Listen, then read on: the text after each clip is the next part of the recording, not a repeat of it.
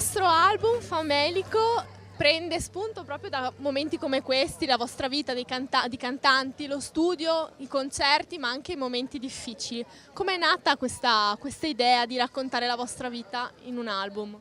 Ma è anche la nostra vita, perché noi ci raccontiamo tante cose quando siamo in tour, tanti aneddoti, anche persone che incontriamo ci raccontano qualcosa e noi prendiamo spunto da quello, poi ci chiudiamo in sala prove e nascono così un po' le canzoni, non c'è una regola specifica, ecco. È la fame di raccontare storie di vita vissuta e di urlarle in musica, è questo.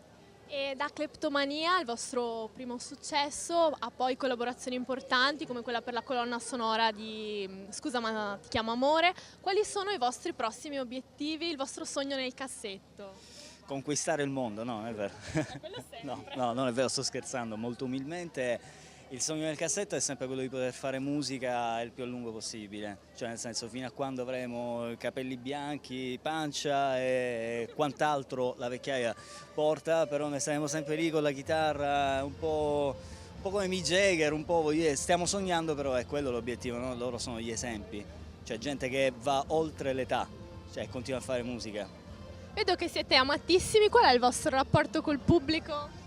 Ma noi lo adoriamo il pubblico, per noi è la nostra linfa vitale, tutto, è tutto. Noi amiamo il contatto col pubblico, amiamo suonare, quanto più suoniamo e quanto più siamo contenti.